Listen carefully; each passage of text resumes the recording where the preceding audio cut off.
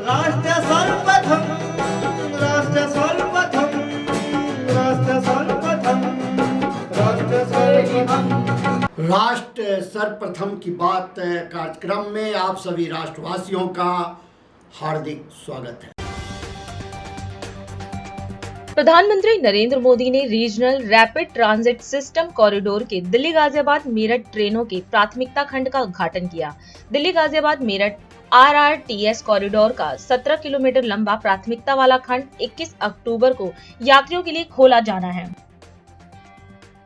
वित्त मंत्री निर्मला सीतारमण ने कहा कि 2014 में शुरू की गई प्रधानमंत्री जन धन योजना देश में वित्तीय समावेशन लाने का सबसे बड़ा साधन बनकर उभरी है। पूर्व राष्ट्रपति रामनाथ कोविंद की अध्यक्षता में एक राष्ट्र एक चुनाव की दूसरी बैठक 25 अक्टूबर को होगी। एक राष्ट्र एक चुनाव को लेकर एक समिति का गठन किया गया है, जिसकी अध्यक्षता रामनाथ कोविंद कर रहे हैं। मध्य प्रदेश में आगामी विधानसभा चुनाव को लेकर कांग्रेस और समाजवादी पार्टी में तनातनी बढ़ गई है। इंडिया गठबंधन में होने के बाद भी दोनों दलों के बीच राज्य में गठबंधन नहीं हो सका है। सपा अध्यक्ष अखिलेश यादव कांग्रेस पर धोखा देने का आरोप लगा रहे हैं। अखिलेश यादव ने कहा कि अगर कांग्रेस सीटें नहीं देना चाहती थी तो उन्हें यह पहले ही कहना चाहिए था। दिल्ली उच्च न्यायालय ने संजय सिंह के रिमांड और गिरफ्तारी को चुनौती देने वाली याचिका खारिज कर दी। एक अपील के जरिए प्रवर्तन निदेशालय ने याचिका का विरोध किया था। सिंह को ईडी ने 4 अक्टूबर को गिरफ्तार किया था। 2021-22 के लिए रद्द की गई दिल्ली उत्पाद शुल्क नीति में कथित अनियमितताओं से संबंधित मनी लॉन्ड्रिंग मामले में अपनी गिरफ्तारी और रिमांड को चुनौती देते हुए पिछले हफ्ते उच्च न्यायालय का रुख किया था। कोलकाता में दुर्गा पूजा की तैयारियां पूरी हो चुकी हैं। अब जल्द ही राज्य में दुर्गा पूजा की धूम देखने को मिलेगी। राज्य भर में धूमधाम से होने वाली दुर्गा पूजा को लेकर प्रशासन ने भी सभी तैयारियां पूरी कर ली हैं। इसी कड़ी में जनता को परेशानी न हो और भक्तों की सहूलियत का ध्यान रखते हुए प्रशासन ने खास इंतजाम भी किए हैं। इसी कड़ी में पश्चिम बंगाल सरकार ने मेट्रो रेलवे कोलकाता को खास निर्देश दिए हैं। केंद्र के साथ राज्य की संयुक्त बैठक में दिल्ली सरकार ने केंद्रीय पर्यावरण मंत्रालय से राष्ट्रीय राजधानी क्षेत्र में पटाखे जलाने और डीजल बसों की आवाजाही पर पूर्ण प्रतिबंध लगाने का आग्रह किया। महाराष्ट्र राज्य सहकारी बैंक मुंबई से सरकारी बैंकिंग लेन देन कर सकेंगे। कैबिनेट बैठक में हुए कई अहम निर्णय। दिल्ली उच्च न्यायालय के 2 अतिरिक्त न्यायाधीशों ने पद की शपथ ली। इसके साथ ही उच्च न्यायालय में न्यायाधीशों की संख्या 44 हो गई है। मुख्य न्यायाधीश सतीश चंद्र शर्मा ने न्यायमूर्ति शैलेंद्र कौर और न्यायमूर्ति रविंद्र डुडेजा को शपथ दिलाई। महाराष्ट्र में मुंबई और नासिक के बीच कसारा घाट पर एक ट्रक के घाटी में गिर जाने से 2 लोगों की मौत हो गई और एक घायल हो गया। राष्ट्रपति द्रौपदी मुर्मू गया में दक्षिण बिहार केंद्रीय विश्वविद्यालय के 3रे दीक्षांत समारोह में शामिल हुई। इस दौरान उन्होंने समारोह को संबोधित किया और उत्कृष्ट प्रदर्शन करने वाले विद्यार्थियों को बधाई दी। उन्होंने कहा कि सभी उच्च शिक्षण संस्थानों में छात्राओं का श्रेष्ठ प्रदर्शन सुखद बदलाव है। ये एक देश और समाज के निर्माण की दिशा में भारत की प्रगति का आधार भी है। उन्होंने कहा कि प्राचीन काल से ही बिहार की ये धरती प्रतिभाओं को विकसित करने के लिए प्रसिद्ध रही है। उपाधियां प्राप्त करने वाले दक्षिण बिहार केंद्रीय विश्वविद्यालय के सभी विद्यार्थियों को मैं बहुत बहुत बधाई देती हूँ। उत्कृष्ट प्रदर्शन के लिए पदक प्राप्त करने वाले विद्यार्थियों की मैं विशेष सराहना करती हूँ। मुझे ये बताया गया है कि विद्यार्थियों की को दिए जाने वाले पदकों की कुल संख्या 103 है। इन पदकों में 66 पदक हमारी बेटियों के लिए हासिल किए। मैं पदक विजेता छात्राओं को विशेष बधाई देती हूँ। आज जिन 25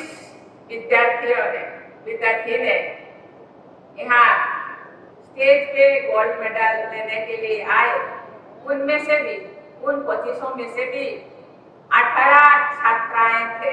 प्राय सभी उच्च शिक्षण संस्थानों में छात्राओं द्वारा श्रेष्ठ प्रदर्शन किया जा रहा है। ये एक बहुत ही सुखद बदलाव है। ये एक बेहतर समाज के निर्माण की दिशा में भारत की प्रगति का ज्ञातक भी है। मैं समझती हूँ कि इस विश्वविद्यालय में छात्रावासों के नाम गर्गी और मैत्री जैसी महान ऐतिहासिक विभूतियों के नाम पर रखने के मूल में छात्राओं की प्रतिभा को प्रोत्साहित और सम्मानित करने की सोच निहित है। मैं महिला सशक्तिकरण में सहायक ऐसी प्रगतिशील विचारधारा की सराहना करते हैं। सभी देशवासी इस बात पर गर्व का अनुभव करते हैं कि हमारे देश में बिहार की इस धरती पर ही विश्व की पहली लोकतांत्रिक व्यवस्थाएं फली फूली थी। संविधान सभा में अपने समापन भाषण के दौरान बाबा साहेब डॉक्टर बी.आर. आम्बेडकर ने कहा था कि संसदीय प्रणाली के अनेक नियमों को भारत के प्राचीन गणराज्यों और बौद्ध संघों की कार्यप्रणालियों में देखा जा रहा है। भारत के संविधान और आधुनिक गणराज्यों के निर्माण में भी डॉक्टर सच्चिदानंद सिन्हा और बाबू राजेंद्र प्रसाद सिंह बिहार की अनेक विभूतियों ने अमूल्य योगदान दिया। प्राचीन काल से ही बिहार की ये धरती प्रतिभाओं को विकसित करने के लिए प्रसिद्ध रही है। बिहार की धरती पर ही चाणक्य और आर्यभट्ट जैसे प्रकांड विद्वानों ने समाज और राज्यों की व्यवस्था से लेकर गणित और विज्ञान के क्षेत्र में ऐसे क्रांतिकारी योगदान दिए जिनसे पूरी मानवता के विकास में सहायता प्राप्त हुई। इस विश्वविद्यालय में विज्ञान की शिक्षा जिस भवन में दी जाती है उनका नाम आर्यभट्ट भवन रखा गया है तथा सामाजिक विज्ञान के शिक्षण हेतु निर्मित भवनों का नाम चाणक्य भवन रखा गया है। इस नामकरण की वास्तविक सार्थकता यहाँ के आचार्यों और विद्यार्थियों द्वारा विश्वस्तरीय शिक्षण और शोध के लिए प्रयास करने में भी दिखाई देगी। आज देश विदेश में बिहार के प्रतिभाशाली लोग चौथी औद्योगिक क्रांति में अपना योगदान दे रहे हैं। आप सब युवा विद्यार्थी हमारी समृद्ध परंपराओं के संवाहक है। आप सब समाज, देश और विश्व के नवनिर्माण में अपनी भूमिका तय कर सकते हैं और उसे भलीभांति भी निभा सकते हैं। मैं आपसे आग्रह करूंगी कि आपके लक्ष्य में अपने विकास के साथ साथ समाज कल्याण तथा परोपकार के मूल्यों को भी स्थान रहे। मैं आपको आश्वस्त करती हूँ कि समाज सेवा एवं कोर हित के लिए कार्य करने में निजी प्रगति का मार्ग भी प्रशस्त होता। ऐसे समग्र लक्ष्यों को प्राप्त करने के प्रयासों में भी आपकी उच्च शिक्षा की सार्थकता सिद्ध होगी तो आपकी सफलता के द्वार खुल जाएगा। मैं एक बार फिर आज उपाधियां और पदक प्राप्त करने वाले आप सभी विद्यार्थियों को बधाई देती हूँ। प्रधानमंत्री नरेंद्र मोदी ने आज उत्तर प्रदेश के गाजियाबाद में साहिबाबाद रैपिड एक्स स्टेशन पर दिल्ली गाजियाबाद मेरठ RRTS कॉरिडोर के प्राथमिकता वाले खंड का उद्घाटन किया। उन्होंने भारत में क्षेत्रीय रैपिड ट्रांजिट सिस्टम के शुभारंभ का प्रतीक साहिबाबाद को दोहाई डिपो से जोड़ने वाली नमो भारत रैपिड एक्स ट्रेन को भी हरी झंडी दिखाई। वहीं सभा को संबोधित करते हुए प्रधानमंत्री ने कहा कि आज देश के लिए एक ऐतिहासिक क्षण है क्योंकि भारत की पहली रैपिड रेल सेवा नमो भारत ट्रेन लोगों को समर्पित की गई है। उन्होंने उन परियोजनाओं का उद्घाटन करने की सरकार की प्रतिबद्धता दोहराई जिनकी आधारशिला रखी गई है और विश्वास व्यक्त किया कि वह 1.5 साल बाद RRTS के मेरठ खंड के पूरा होने का उद्घाटन करने के लिए उपस्थित रहेंगे। वहीं प्रधानमंत्री मोदी ने कहा कि नमो भारत ट्रेन में आधुनिकता भी है और स्पीड भी है। नमो भारत ट्रेन नए भारत की नई यात्रा और उसके नए संकल्पों को परिभाषित कर रही है। आज पूरे देश के लिए एक ऐतिहासिक क्षण है। आज भारत की पहली रैपिड रेल सेवा नमो भारत ट्रेन राष्ट्र को समर्पित हो रही है, आरंभ हुई है। लगभग 4 साल पहले मैंने Delhi Ghaziabad Meerut regional corridor project की आधारशिला रखी थी। आज साहिबाबाद से दोहाई डिपो तक उस हिस्से पर नमो भारत का संचालन शुरू हो गया है और मैंने पहले भी कहा है, आज भी कहता हूं, जिसका शिलान्यास हम करते हैं उसका उद्घाटन भी हम ही करते हैं। और ये मेरठ वाला हिस्सा 1 साल 1.5 साल के बाद पूरा होगा। उस समय भी मैं आपकी सेवा में मौजूद रहूंगा। अभी मुझे इस अति आधुनिक ट्रेन से यात्रा का भी अनुभव मिला है। मैंने तो बचपन रेलवे प्लेटफॉर्म पर बिताया है और आज रेलवे का ये नया रूप मुझे सबसे ज्यादा आनंदित करता है। ये अनुभव प्रफुल्लित करने वाला है, आनंद से भर देने वाला है। हमारे यहाँ नवरात्रि में शुभ कार्य की परंपरा है। देश की पहली नमो भारत ट्रेन को भी आज मां कात्यायनी के आशीर्वाद प्राप्त हुए हैं और ये भी बहुत विशेष है कि इस नई ट्रेन में ड्राइवर से लेकर तमाम कर्मचारी महिलाएं हैं, हमारे देश की बेटियां हैं। ये भारत की नारी शक्ति के बढ़ते कदम का प्रतीक है। मैं दिल्ली, एनसीआर और पश्चिमी यूपी के सभी लोगों को नवरात्रि के पावन पर्व पर मिले इस उपहार के लिए बहुत बहुत बधाई देता हूं, बहुत बहुत शुभकामनाएं देता हूं। एनसीआर में गाजियाबाद, मेरठ, हापुड़ से जुड़े हुए देश की पहली regional rapid transit system rapid rail, जिसे आज आदरणीय प्रधानमंत्री जी देश को समर्पित कर रहे हैं, नमो भारत के रूप में विजयादशमी के पूर्व इस नए उपहार के लिए प्रदेश की 25 करोड़ जनता की ओर से आभार व्यक्त करते हुए मैं आपका आज के समारोह में हृदय से स्वागत करता हूं, अभिनंदन करता हूं। आदरणीय प्रधानमंत्री जी, शारदीय नवरात्रि में आपका ये उपहार सदैव से हम के लिए एक उपकार है। पिछले 9.5 वर्ष के अंदर इस देश ने वर्ल्ड क्लास इंफ्रास्ट्रक्चर को देखा है। एयरपोर्ट की तर्ज पर रेलवे स्टेशन बने। अमृत भारत के अंदर 500 रेलवे स्टेशन के पुनरुद्धार का कार्य जिस गति के साथ चला है, आज वह भी भारत देख रहा है। वंदे भारत ट्रेन ने एक नए भारत का दर्शन कराया है और आज देश की पहली नमो भारत उत्तर प्रदेश को देने के लिए और उसका शुभारंभ करने के लिए आप अपनी व्यस्तता के बावजूद गाजियाबाद में स्वयं पधारे हैं। मैं बाबा दुग्धेश्वर नाथ की इस पावन धरा पर आपका हृदय से स्वागत करता हूं, अभिनंदन करता हूं। आपके मार्गदर्शन और नेतृत्व में आज देश की सबसे बड़ी आबादी का राज्य एक नए इंफ्रास्ट्रक्चर का दर्शन कर रहा है। ये डबल इंजन की सरकार के ही प्रयास हैं कि आज उत्तर प्रदेश के 5 सिटी ऐसी हैं जहां पर अत्याधुनिक पब्लिक ट्रांसपोर्ट की व्यवस्था के रूप में अब दिल्ली मेरठ के बीच की दूरी को उसी रूप में कम करने में मदद मिलेगी।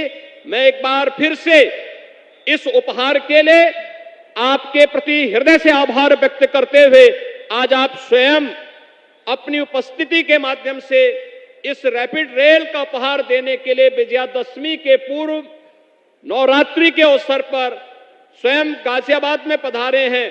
आपका मैं हृदय से स्वागत और अभिनंदन करता हूं। धन्यवाद। जय हिंद। दिल्ली के मुख्यमंत्री अरविंद केजरीवाल ने शुक्रवार को दिल्ली के परिवहन क्षेत्र में एक और ऐतिहासिक पहल की है। अब दिल्ली में ऐप आधारित प्रीमियम बस सेवा शुरू होगी। इसी कड़ी में सीएम केजरीवाल ने एक प्रेस वार्ता की और मीडिया को संबोधित करते हुए कहा कि दिल्ली के लोगों को पब्लिक ट्रांसपोर्ट का इस्तेमाल करने को प्रोत्साहित करने के लिए एसी लग्जरी बसों के एग्रीगेटर्स को दिल्ली में बसें चलाने के लिए लाइसेंस दिया जाएगा। इन बसों में किसी भी यात्री को खड़े होकर यात्रा करने की अनुमति नहीं दी जाएगी। बस की सीटें केवल मोबाइल ऐप और डिजिटल पेमेंट करके रिजर्व कराई जा सकेंगी। उन्होंने कहा कि हमारा लक्ष्य इस कदम से सड़कों पर यातायात और वायु प्रदूषण को कम करना है। दिल्ली वालों के लिए एक अच्छी खबर है कि जब से हमारी सरकार बनी 2015 में, तब से दिल्ली में ट्रैफिक कम करने के लिए और पोल्यूशन कम करने के लिए हम एक प्रीमियर बस एग्रीगेटर स्कीम लाने की कोशिश कर रहे हैं। आज 8 साल के बाद ऐसा लगता है कि अब ये स्कीम आ जाएगी। पहले मैं ये बता देता हूँ ये स्कीम क्या है। आप सब लोग जानते हैं कि दिल्ली में जब मेट्रो आई थी तो बहुत सारे ऐसे लोग थे, middle class, upper middle class, जिन लोगों ने अपने स्कूटर, अपनी गाड़ियाँ छोड़ के और मेट्रो से सफ़र करना चालू किया। धीरे धीरे मेट्रो में इतनी ज़्यादा भीड़ होने लगी कि कुछ लोग फिर वापस अपनी गाड़ी और अपने स्कूटर पे आ गए। अब जो लोग बसों में ट्रैवल करते हैं, अब दिल्ली में बसों की संख्या भी काफ़ी ज़्यादा बढ़ गई है। बसों में कोई बहुत ज़्यादा भीड़ नहीं होती जो हम लोगों ने अभी सर्वे कराया, लेकिन फिर भी एक लोगों के दिमाग में वो है कि बसों में आप देखेंगे अक्सर केवल लोअर मिडिल क्लास या लोअर क्लास के लोग, इकोनॉमिक क्लास के लोग ट्रैवल करते हैं। तो मिडिल क्लास और अपर मिडिल क्लास को भी अपनी अपनी गाड़ियाँ छोड़ के बसों में ट्रैवल करने के एनकरेज करने के लिए ये स्कीम लाई जा रही है, जिसके तहत प्रीमियम बसेस, लग्जरी बसेस, उनके एग्रीगेटर्स को लाइसेंस दिए जाएंगे, ताकि एक लाइसेंस होल्डर कम से कम 25 लग्जरी बसेस लेके आएगा और वो लग्जरी बसेस दिल्ली की सड़कों पे चलेंगी। ये लग्जरी बसेस सभी एयर कंडीशनड होंगी, कम से कम 9 सीट से ज़्यादा होनी चाहिए, मतलब 9 सीट कम से कम। छोटी बस में 9 सीट होंगी, बाकी में बड़ी में और ज़्यादा होंगी। इन बसों में वाईफाई होगा, जीपीएस होगा, सीसीटीवी होगा। स्टैंडिंग अलाउड नहीं होगी, हर एक को सीट मिलेगी और सीट भी डिजिटली मिलेगी। आप अपनी सीट, ऐप होगा हर एक उसका, और आप उनके ऐप पे जाके अपनी सीट बुक कर सकते हैं, जो सीट चाहें। जैसे हम एयरलाइंस में बुकिंग करते हैं वो सीट बुक कर सकते हैं। पेमेंट्स केवल डिजिटल होंगे और वहाँ पे बस के अंदर आपको टिकट नहीं मिल सकती। ऐसा नहीं कि बस रुक रुक के जाएगी, और आपको केवल डिजिटल पेमेंट्स होंगी और जहाँ से आप कहेंगे वहीं से आपको बस पिकअप करेगी। इससे हमें उम्मीद है, बिकॉज काफ़ी अच्छी अंदर आरामदेह बस होगी, कंफर्ट होगा, डिफाइंड टाइम होगा चलने का, पहुंचने का। तो हमें उम्मीद है कि बहुत लोग अपनी गाड़ियां छोड़ के इन बसेस में आएंगे और इससे दिल्ली की यातायात व्यवस्था बेहतर होगी, ट्रैफिक कम होगा और पोल्यूशन, एयर पोल्यूशन कम होगा। इसमें जो बसेस होंगी वो अगर सीएनजी बसेस हैं तो वो 3 साल से पुरानी नहीं होनी चाहिए जो बसेस अलाउड होंगी। और जो नई बसेस 1 जनवरी 2025 के बाद, 1 साल 1.5 साल के बाद जो नई बसेस इसमें इंट्रोड्यूस हो सकती हैं वो केवल इलेक्ट्रिक बसेस होंगी। जैसा मैंने कहा कि जो लाइसेंस होल्डर्स होंगे उनको कम से कम 25 बसेस की फ्लीट मेंटेन करनी होगी, और जो इलेक्ट्रिक बसेस इंट्रोड्यूस की जाएंगी उसका कोई लाइसेंस फीस नहीं ली जाएगी, वो एनकरेज करने के लिए, ताकि ज़्यादा से ज़्यादा इलेक्ट्रिक बसेस आएँ। एक इस पॉलिसी की खासियत ये है कि इस बसेस का रूट हम डिसाइड नहीं करेंगे, इन बसेस का रूट मार्केट डिसाइड करेगी। जहां उनको लगता है कि ज़्यादा उनको सवारी मिल सकती हैं वो बसेस उन एरियाज़ में ज़्यादा चलेंगी, तो जाहिर तौर पे उन एरियाज़ के अंदर ट्रैफिक ज़्यादा है वो कम होगा, तो ऑटोमेटिकली उन एरियाज़ के अंदर ट्रैफिक कम होगा। उसे जो भी रूट वो डिसाइड करेगा बस ऑपरेटर, उसे हमें सिंपल डिपार्टमेंट को इंटीमेट करना है कि मैंने आज से एक नया रूट चालू कर लिया। इसका फेयर भी डायनेमिक होगा, वो जो मर्जी फेयर ले सकता है ऑपरेटर जो है, एक्सेप्ट एक ही कंडीशन है कि हमारा डीटीसी का और एसी बसेस का जो पीक फेयर है उससे कम नहीं होना चाहिए, उससे ज़्यादा हो सकता है, क्योंकि ये लग्जरी बसेस हैं तो उससे कम नहीं होना चाहिए। ये ऐसा नहीं हो कि ये डीटीसी के साथ वो कम्पीट करने लग जाएं। ये आज मैं अप्रूव कर रहा हूँ इस स्कीम को और आज इसको एलजी साहब के पास भेजा जा रहा है। तो जैसा कि एलजी साहब इसको ऑलरेडी 25 मई को अप्रूव कर चुके हैं, तो उसमें बहुत माइनर चेंजेस हैं। मुझे उम्मीद है कि एलजी साहब इसको अब जल्दी अप्रूव कर देंगे और अब दिल्ली पूरे देश का पहला शहर होगा जहां पे इस किस्म की बस एग्रीगेटेड, प्रीमियम बस एग्रीगेटर स्कीम आ रही है। और मेरा अपना मानना है इससे दिल्ली के लोगों को बहुत बहुत सुविधा मिलेगी, ट्रैफिक भी कम होगा, अच्छा ट्रांसपोर्ट भी मिलेगा, वर्ल्ड लेवल का ट्रांसपोर्ट मिलेगा और पोल्यूशन भी कम होगा। अभी समय है एक ब्रेक का, हम चलते हैं ब्रेक पर, आप कहीं जाए नहीं, छोटा सा break. Powered by Kamal Buildtech Private Limited, fulfilling promises. With our professional team and experience of delivering projects, in past we guarantee you peace of mind and top quality work in an affordable price. Dussehra एवं दीपावली के शुभ अवसर पर Bikaner sweets Ramesh Nagar की ओर से हार्दिक बधाई।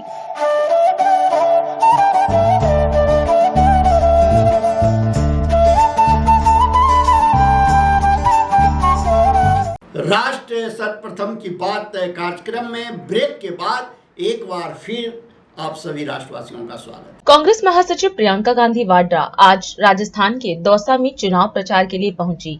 यहां उन्होंने जनसभा को संबोधित किया और अपनी पार्टी के सरकार के कामकाजों को बताते हुए भाजपा पर हमला बोला। उन्होंने जनता को देश की रीढ़ बताया और कहा कि देश को जनता ने ही बनाया है। वहीं उन्होंने जनता से एक बार फिर राजस्थान में कांग्रेस की सरकार बनाने की अपील की। दौसा ने देश को पंडित नवल किशोर शर्मा जी और राजेश पायलट जी जैसे नेता दिए। आज इस धरती पर खड़े होकर उनको नमन करती हूँ। देखिए, चुनाव चल रहा है। मैं तेलंगाना जा रही हूँ, छत्तीसगढ़, मध्य प्रदेश, राजस्थान, मिजोरम, हर जगह चुनाव है। जहाँ जहाँ मैं जाती हूँ तो उस प्रदेश की जो खासियत है, उस प्रदेश का जो हुनर है, जिसके लिए उस प्रदेश की मजबूती पूरे देश में जानी जाती है, उसके बारे में मैं बात करती हूँ। ये वीरों का प्रदेश है। यहाँ के महापुरुषों ने हमारे देश के लिए बड़े बड़े बलिदान दिए और इस देश की आज़ादी में बहुत भूमिका निभाई। इसी तरह से मध्य प्रदेश में गई तो रानी दुर्गावती जी हैं वहाँ। उन्होंने भी देश के लिए, आज़ादी के लिए संघर्ष किया और हर प्रदेश में ऐसी कहानियाँ हैं। और सिर्फ महापुरुषों ने नहीं, इस देश के जन जन ने देश को मजबूत बनाने के लिए और देश की आज़ादी के लिए बलिदान दिया है। देश के किसान ने संघर्ष किया है, देश की महिलाओं ने संघर्ष किया है, तभी ये देश आकर यहाँ पहुँचा है जहाँ हम आज हैं। तो जब हम सरकार बनाने की बात करते हैं, चुनाव की बात करते हैं, तो हमें ये सोचना बड़ा जरूरी है कि हम सरकार से क्या उम्मीद रखते हैं। ये देश, ये प्रदेश जिसके लिए हम सब मेहनत करते हैं, जिसके लिए हम सब संघर्ष करते हैं, इसकी सरकार हमारे लिए क्या करेगी, ये सोचना बहुत जरूरी होता है।